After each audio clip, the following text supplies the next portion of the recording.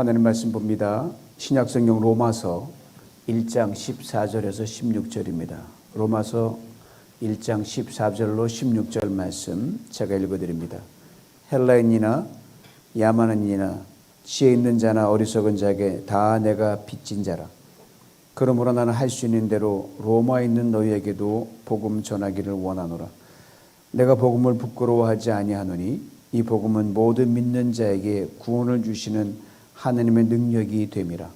먼저는 유대인에게요 그리고 헬라인에게로다. 아멘.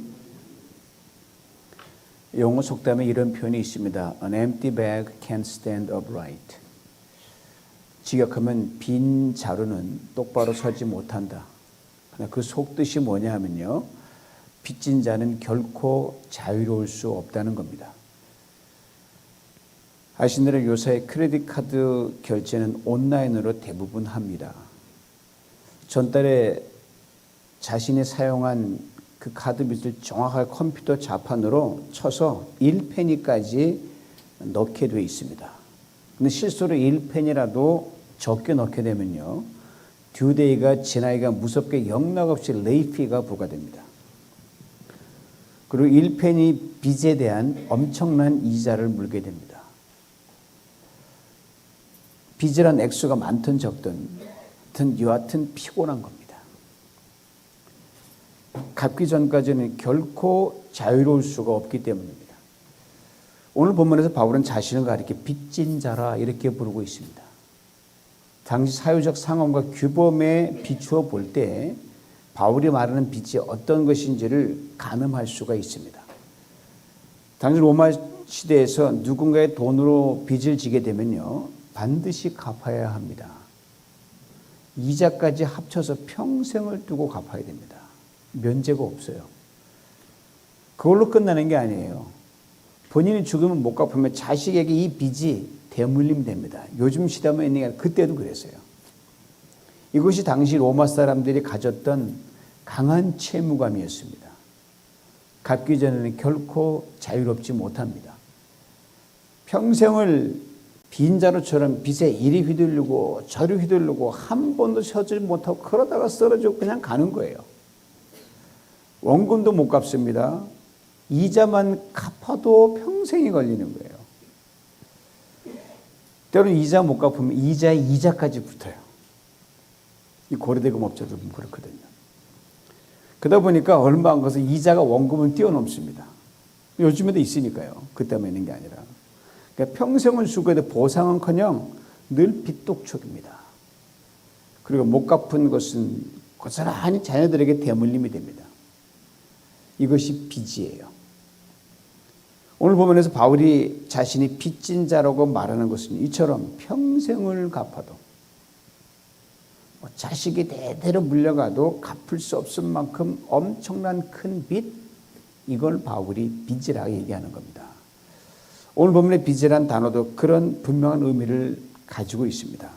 한 번에 갚을 수 있는 경제적 의미의 빚이 아니라 스스로의 힘으로는 청산이 불가능한 갚지 못할 부채, 누가 탕감을 주지 않으면 그냥 빚에 눌려 죽는 거예요.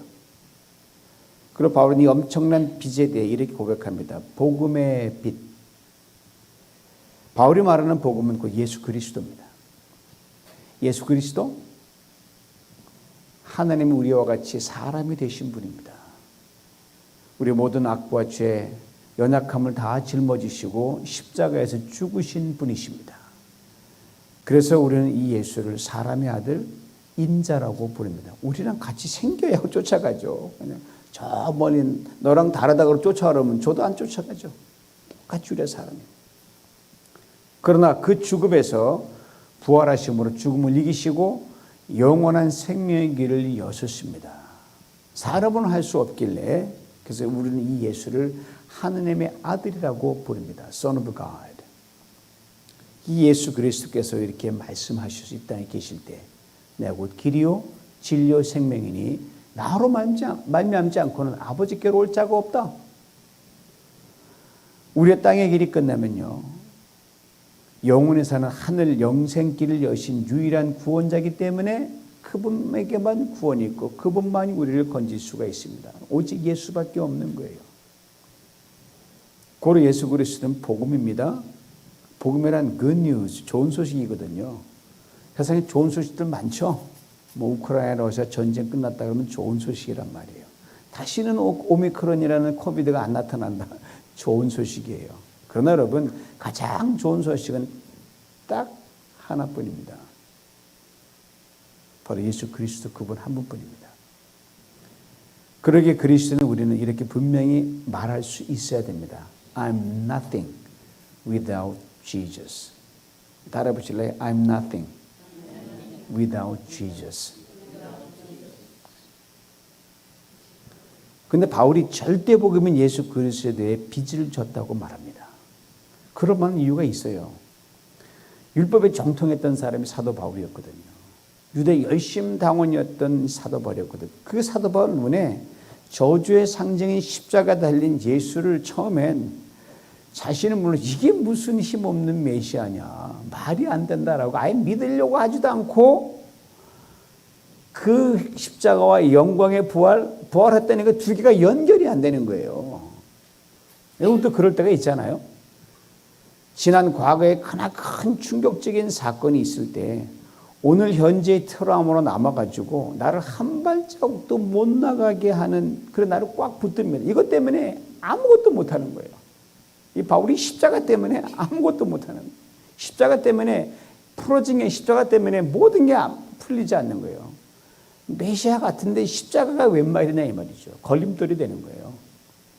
그로 인해 예수를 믿는다는 사람, 십자가 예수 믿는 사람 다 잡아가지고 가두기를 하여튼 열심을 다했던 사람이 바울이에요. 심지어 초대교회 신실한 7 집사 중 하나인 스데반 집사를 쳐 죽이는 일에 가담했던 장본인이 사도 바울이었습니다. 이것도 모자라서요. 예루살렘은 멀리 떨어져 있는 한 다메섹이라는 그 성에 가가지고 거기서 있는 그를 잡아서 가져오게 공문을 받아가지고 글로 갔어요. 한마디로 예수를 핍박한 거죠. 철저히 예수님의 원수로 행동해요. 예수 믿는 사람 핍박하면 그건 예수를 핍박한 거니까요. 그것도 하나님의 이름으로 했단 말이에요. 율법의 이름으로. 그런데 그가 다메섹으로 가던 길에 여러분 부활하신 예수 그리스도를 극적으로 만납니다. 그리고 예수 그리스도를 구주로 믿는 사람으로 거듭납니다. 사람은 할 수가 없죠. 바꾸려면 못 바꿀 수 없으니까. 예수가 십자가에 달리신 것과 부활하신 것이 죄인인 자기를 살리고 구원하여 영원한 생명을 얻게 하기 위하여 있는 것을 비로소 깨닫게 됩니다. 그리고 하나님의 무한한 은혜로 I'm free. 내가 이제서 사면을 받았다. 그전에는 율법 잘 지킨다고 했는데 율법에 얽매여가지고 못 지키면 맨날 죄의식 받았던 사람이 바울이었거든요. 남 앞에서는 내가 이 정도 하지만 저 골방에 들어가면 눌려가지고 꼼짝 못했는데 예수 알고 보니까 이거 놀라운 거거든요. 특별 사면을 받아. 율법의 저주로부터. 즉 하나님께 갚을 수 없는 빚을 지은 사람이 된 거예요. 그리고 그 그토록 핍박했고 심지어 죽이기까지 했던 수많은 그리스도인들과 박해했던 교회에 대해 씻을 수 없는 빚을 지은 사람이 됐어요. 나가 이런 바울에게 하나님께서 특별히 많은 은사를 얹어주셨어요. 저 같으면 안 줬는데 은사를 얹어주셨어요. 셋째 하늘까지 올라가서 영광을 보는 그런 희한한 영광을 누렸고요. 여러 많은 계시와 은사와 기적과 영광을 보는 탁월한 은혜 중에 은혜를 누리게 했습니다. 죄를 탕감받아서 거기에 대해 빈짓도 있죠. 또 그럴 자격이 없는데 엄청난 은혜와 축복을 받았으니 은사와 은혜의 빚을 또 억수로 많이 진 사람이 이 바울이에요. 온통 빚쟁이에요, 바울이. 이처럼 갚을 수 없는 빚을 진 바울은 누구보다 자기 주제를 너무너무 잘 알았기에 이렇게 자기를 솔직하게 고백합니다. 디모데전서 1장 12절 15절에 들어보세요. 나를 능하게 하신 그리스도 예수 우리 주께 내가 감사함은 나를 충성되게 여겨 내게 직분을 맡기심이니. 여기 주신 거예요. 불쌍해서. 내가 전에는 비방자여 박해자여 폭행자였으나 도리어 긍휼을 입은 것은 내가 믿지 아니할 때 알지 못하고 행하였습니다. 우리 주 은혜가 그리스도 예수 안에 있는 믿음과 사랑과 함께 넘치도록 풍성하였도다. mit보다 모든 사람이 받을 만한 이 말이요 그리스도 예수께서 죄인을 구원하시려고 세상에 임하셨다 하셨도다. 그 다음 말이 기가 막힌 죄인 중에 내가 괴순이라. 귀의 고백 다시 한번 들어보세요. 죄인 중에 내가 괴순이라. I am a chief sinner. 지금 못된 짓으로 말할 것 같으면 자기만한 사람이 없다는 거예요. 죄 짓는 것으로 말하면 자기가 두목감인데 자기에게 준 하나님의 용서, 은혜의 사랑, 자기를 통해서 역사 하나님의 능력의 손길은요 정말 상상 플러스라는 거예요. 어떻게 저런 인간한테 저런 은사를 주냐, 나한테도 좀 주지. 아니었다. 그 정도로 특별한 은사를 받았어요. 어거스틴의 고백처럼 이보다 더 나쁜 짓을 할 수도 있고 이보다 더한 죄를 지을 수도 있었는데 하나님의 때문에 거기서 멈추었다란 말이에요.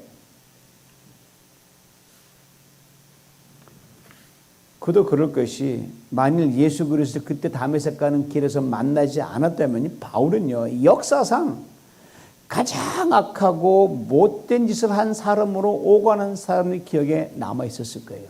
아이 제일 못된 놈. 이런 그였기에 바울은 소위 말하는 왜라는 물음을 수도 없이 던졌습니다. 왜 하나님 나 같은 놈을 이렇게 사랑하셨나? 왜 이런 나를 용서하셨나? 그래, 그까진 좋은데 왜 나를 이렇게 귀하게 쓰시나? 이게 이해가 안 됐던 거예요. 지금쯤 천국에 가서 한번 이해 좀 하실까 모르겠어요. 그렇게 빚을 진 사람은요 적어도 다음 세 가지에 대해서는 분명한 자기 인식이 있어야 정직한 채무자가 될 수가 있습니다. 첫째는 내가 누구에게 빚을 졌는가 이걸 알아야 돼요. 둘째는요, 그 빚이 얼마나 되는가를 알아야 됩니다. 셋째는 이제 이놈의 빚을 어떻게 갚아야 될까. 빚 지고도 큰 소리 떵떵 치는 이상한 사람 많잖아요. 네. 바울이 바로 이 자기 인식이 뚜렷한 사람이었어요. 하느님과 그리스도 형제들에게 엄청난 빚을 졌다. 그리고 그 진 빚은 평생 걸로도 갚을 수 없는 것이다. 죽었다 깨어나도 못 갚는다. 그러기에 빚진 자로 살아갈 수밖에 없다. 사랑하는 성도 여러분, 바울이 자기가 진 빚을 평생 걸려도 못 건넘다 간 것이 무슨 의미인지 분명히 짚고 넘어갈 필요가 있습니다. 두 가지로 생각해 볼 수가 있어요. 먼저는 바울의 빚은 생명의 빚입니다. 생명은 돈으로 계산이 안 돼요, 여러분. 여러분 남이 목 좀 살려주면 뭐 갚으려고 그러잖아요. 그 자체가 무익한 거예요. 다음은 바울의 빚은 은혜의 빚입니다.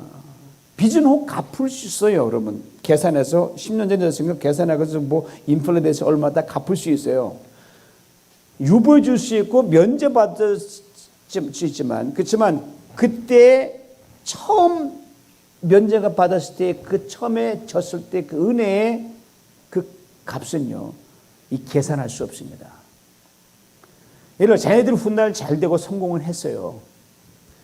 아, 부모님 너무너무 감사해요. 부모님 때문에 제가 이만한 지에 올랐습니다. 지금 뭐 애뉴얼 인컴이 뭐 100K가 되고 뭐 다음에 뭐 프로모션도 막 준다 그래요. 용돈도 두둑히 드리잖아요. 기분 좋죠?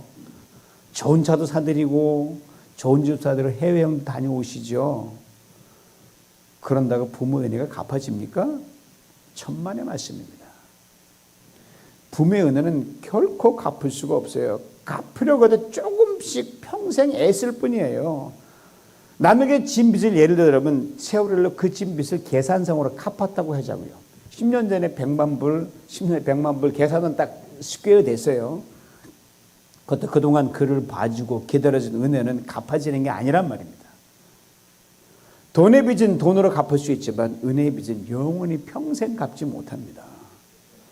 여러분 간혹 이런 말 하는 사람 있죠. 신세 진 거 다 갚았으니 그만 잔소리해. 이제는 끝이야 이런 말 할 때 있잖아요. 아주 못된 마음입니다. 은혜를 모르는 마음입니다. 신세를 주고 빚을 졌을 때 돈 받을 때 그때의 절박함, 그때의 고마움을 깡그리 잊어버리는 배은망덕입니다. 이런 연유에서 우리가 늘 깊이 새겨야 할 주님의 말씀이 있습니다. 너희가 거저 받았으니 거저 주어라. Freely we have received, freely you give. 주님의 말씀이 곧 복음이에요. 좀 풀어봅니다. 내가 용서받았잖아. 너도 용서해야지. 내가 은혜 받았으니 너도 은혜를 베풀어라. 내가 복을 받았으니 너도 복을 나눠주라 이 말이에요. 그리고 잊지 말 것은 이겁니다. 언제나 받은 용서, 받은 은혜, 받은 복이 베푸는 용서와 은혜와 복보다 상상할 수 없이 크다는 말입니다.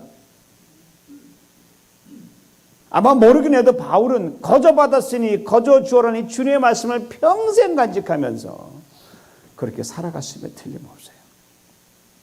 그렇게 그는 주님께로부터 받은 것만 생각하며 어쩌든지 평생 갚아야 할 은혜의 빚으로 여기며 그렇게 살아갔습니다. 그런 빚진 자의 심정으로 그리스도께서 위하여 죽으신 사람들 위해 살았고 그리스도께서 사랑하신 사람들을 위해 살았으며 그리스도께서 하시던 그 일을 조금이라도 감당할 수 있는 사도로 살았던 겁니다. 아무것도 아닌 자기를 너 충성된 나의 종이다 라고 여겨주신 주님에게 일방적인 인정과 사랑과 은혜에 그냥 이끌려서 주님 내가 뭔데 그러고 갔다라는 거예요. 그런 교회기에 오늘 보면 14절에서 이렇게 고백합니다. 헬라인이나 야만이나 지혜 있는 자나 어리석은 자에게 다 내가 빚진 자니라. 헬라인, 야만인, 지혜 있는 자, 어리석은 자, 꼭 내부류 사람처럼 보이지만 헬라인은 지혜 있는 자고 야만인은 어리석은 자니까 두 부류의 사람들이에요. 헬라인은 당시 그 헬라 문화, 그리스 문화가 세계를 주름잡고 있었기 때문에 그 그리스 문화에 속했던 많은 지식층들, 종교인들을 요즘 말하는 수준 있는 사람들이 바로 헬라인이라고 불렀어요. 이 문화가 속하지 않으면 넌 비개인이야. 수준 떨어져. 무식한 어리석은 사람 그렇게 치부되던 시절이 있었습니다. 그러므로 당시의 문화 코드로 바울의 말을 비춰보면 헬라인이나 야만이냐 하는 것은요. 유대인이나 이방인들을 다 통틀어서 말하는 거예요. 싸잡아가지고 다 말하는 거예요. 이 모든 이방 사람들에게 바울은 이렇게 말하는 거예요. 다 내가 빚진 자라. 그리고 자신의 종종 유대인에 대해서도 그러하다고 그는 솔직히 고백을 했습니다. 그러니까 모든 사람이 복음 앞에서 평등하니까 내가 너 낫다 할 수 없다는 거야. 무조건 빚쟁이니까 갚아야 된다는 거예요. 즉 세상 모든 사람이 복음을 들어야 한다는 겁니다. 세상 모든 사람이 예수 그리스도를 믿고 구원을 얻어야 한다는 말씀이에요. 똑똑하든 아니든 헬라인이든 야만인이든 유대인 이방이든 관계없다는 겁니다. 예수 그리스도 그가 죽음 이후 영원으로 이어지는 영생의 길이기 때문입니다. 특별히 바울이 야만인이라고 특정한 것은요. 그게 남다른 경험이 있었기 때문인 것으로 짐작을 합니다. 아시나 바울이 예수 그리스도의 복음을 전하면서 당 세계로 통하는 로마로 가기를 그토록 힘을 썼는데 길이 막혀 원번이 길이 막혀 무에 그치고 말았거든요. 그러던 로마로 가는 길이 열리게 됐어요.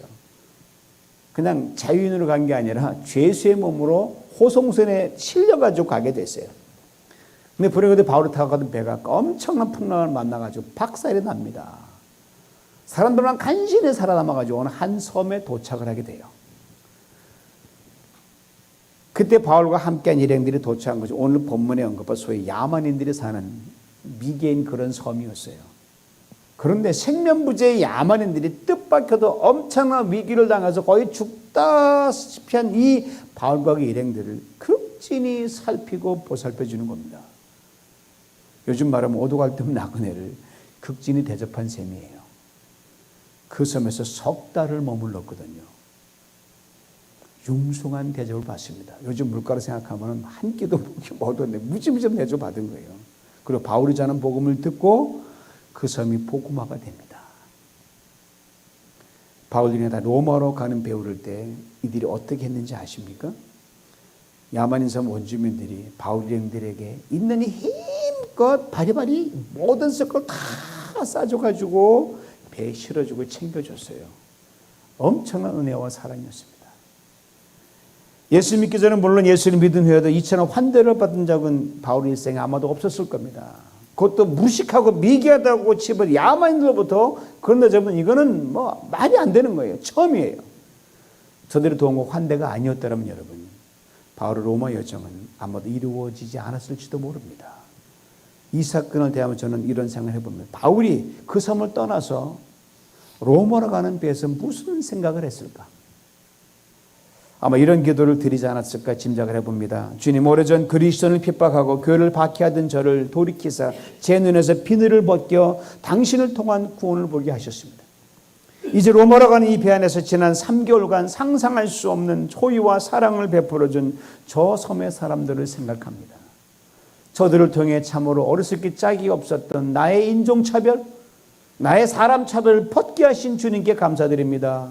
이제 로마에 이르러 남녀노 빈부귀천 유무식 주인과 노예 그 어떤 곳으로 사람을 차별하지 않고 오직 복음의 빚진 자로만 모든 사람 앞에 서게 하옵소서. 이제 바울은 다시 고백합니다. 헬라인이나 야만인이나 지혜 있는 자나 어리석은 자에게 다 내가 빚진 자니라. 바울처럼 우리도 예수 그리스도 안에서 복음의 빚진 자들입니다. 고로 이것은 우리의 고백이기도 합니다. 헬라인이나 야만인이나 지혜 있는 자나 어리석은 자에게 다 내가 빚진 자니라. 여러분 다 우리 빚진 자들이에요. 여러분 전도를 하다 보면 소위 말하는 헬라인 같은 분들을 만날 때가 있어요. 감히 제가 따라갈 수 없을 만큼 학벌과 가문과 뭐 외모에다가 경험에다가 제가 쫓아갈 수가 없어요. 기가 눌려 제가. 들은 저로부터가 긴 시간 동안 내가 왜 교회 안 나가는지 알아? 이유를 자세히 설명하는 거예요. 내가 예수 믿지 않는지 알아? 어떤 데는 너 같은 목사님 때문에 예수 안 믿는 거야? 그런 사람도 있어요. 상처받았다고. 그래서 일방적으로 그래서 이런 사람만 듣다 보면요, 굉장히 힘이 들어요. 제가 뭐라고 인상 쓰면 안 되잖아요. 제가 악유할 수도 없고. 그렇지만 대화 끝에 저는 꼭 이 한마디 던집니다. 그래도 예수 믿으셔야 합니다. 이 말은 반드시 하고 헤어집니다. 죽음과 죄의 문제를 안고 가는 한 인간이기 때문입니다. 저는 야만인처럼 아주 거칠고 터프 감당이 안 되는 사람 만날 때가 있어요. 흔한 말로 무식하다, 비인격적이다, 못되고 악하다, 야만스럽다 느낌을 순간 받을 때가 있는데 보면 본의 아니게 인생이 그렇게 됐구나. 자기 의사와 관계없이 출생적 배경이 상황이 그렇게 그걸 내몰고 갔을 뿐이다. 이런 마음이 들 때가 많이 있어요. 그 또한 동일한 죽음과 죄 문제를 가는 또 한 인간 실존이기에 저는 이분들에게도 예수 믿으셔야 됩니다. 예수 믿 이렇게 말해주고 헤어집니다. 딱 뭐 길게 할 게 없어요. 예수 믿으셔요. 바울이 바로 그랬거든요. 그리고 이렇게 고백합니다. 보면 15절이에요. 그러므로 나는 할 수 있는 대로 로마에 있는 너에게도 복음 전하기를 원하노라. 복음 전하기를 원한다고 했습니다. 바울의 말을 결코 가볍게 지나쳐서는 안 됩니다. 단지 복음 전해야지 소원이나 바람이 아니기 때문입니다. 원어를 보면 엄청난 무게를 지닌 말이에요. 그 어떤 반대 역경에도 불구하고 결코 뒤로 물러서거나 급히 작은 목표를 반대 이루기 위해 모든 걸 집중하는 열정과 의지와 행동, 이게 바로 원한다는 거예요, 여러분. 할 수 있는 대로라고 했습니다. 여러분과 저 우리 모든 상황 속에서 가난하면 가난한 대로, 시간이 없으면 없는 대로, 어려우면 어려운 대로, 몸이 불편하면 불편한 대로, 마켓이든 병원이든 식당이든 공원이든 언제 어디서든 온 집중을 다하여 전도하라는 겁니다. 팬데믹 중에도 여러분 할 수도 했고 이제 다 지나가니까 할 수 있습니다. 왜? 우리가 복음의 빚진 자이기 때문이에요. 한번 따라 보실래요? 예수 믿으세요? 예수 믿으십니까? 어렵나요? 안 어렵죠? 여기 어바인 지역은 동네가 좋아서 뺨 안 맞습니다. 괜찮습니다. 그러게 복음의 빚진 자인 바울은 고린도서 9장 16절에 이렇게 놀라운 고백을 합니다. 내가 복음을 전할지라도 자랑할 것이 없으면 내가 부득불 할림이라. 만일 복음을 전하지 않으면 내게 화가 있을 것입니다. 빚진 자가 빚을 갚는 건 당연하게 잘하는 것이 없다고 했어요. 빚진 자가 빚을 갚는 것은 해도 그만 안 해도 그만이 아니기에 반드시 갚아야 하기에, 즉 하지 않으면 안 되는 의무라고 바울은 이야기했습니다.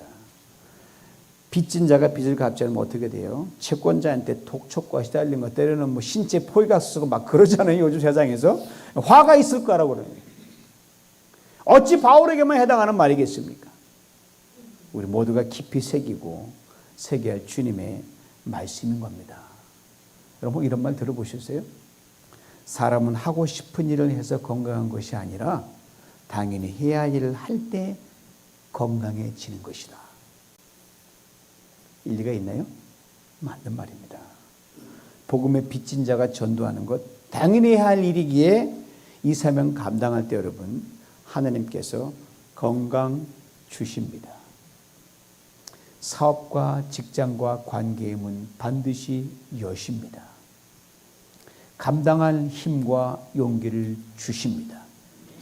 진정한 샬롬과 자유함을 누릴 수 있습니다. 평생을 다 갚지 못한다고 염려하거나 주춤거릴 필요 없어요. 복음의 빚 어차피 평생은 못 갚아요, 여러분. 평생 조금씩 갚아나가면 됩니다. 이를 위해 10월 30일 주변에 알렸지만 주일에 목장 사랑 나눔 축제가 있습니다. 조금 원색적으로 말해볼게요. 작은 사랑의 빚잔치입니다. 아시겠습니까? 3주 남았어요. 잔치는 풍성해야 합니다. 손님이 있어야 됩니다. 힘을 다해 정성껏 준비해야 됩니다. 모시는 VIP를 위한 선물은 필수고요. 우리 빚 갚는 사람이 그동안 잘 썼습니다 하고 뭐 하나 들고 가잖아요. 네, 조그만 거 하나라도. 그럴 때 주님으로부터 반드시 칭찬과 상급이 있습니다. 살아였도다 착하고 충성된 종아.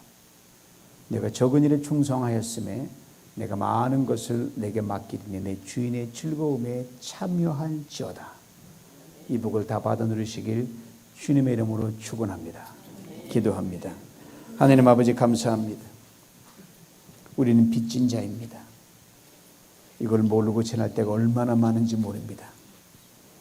마치 내가 받을 것만 있는 것처럼 생각하는 그런 인색한 자가 된 적이 많이 있었습니다. 하나님, 예수 그리스도 이 보화를 내 안에 주셨으면 다 가진 것인데 뭘 더 모자랐는지 우리가 욕심으로 살아왔던 우리 인생을 돌아보고 회개하오니 용서하여 주시옵소서. 하나님, 병든 중에도 예수 때문에 그 병든 자리가 천국 되게 하여 주옵소서. 연약함 중에도 그리하시고 가난 중에도 문제 중에도 아버지 하나님 난리 중에도 심지어 죽음 같은 그러한 삶의 골짜기 중에도 예수 때문에 내 삶이 천국이 되며 그것을 보는 모든 자들이 나와 함께 천국을 맛보며 예수께 돌아오는 놀라운 역사가 이제부터 있게 해주시되 우리를 사용하시고 아버지 하나님 감당할 때 사랑하는 성도님들 이 빚잔치에서 아버지 주님을 다시 새롭게 만나며 모든 자들의 생명으로 풍성해지는 놀라운 은혜와 복을 받게 만들어 주시옵소서. 예수님의 이름으로 기도하옵나이다. 아멘.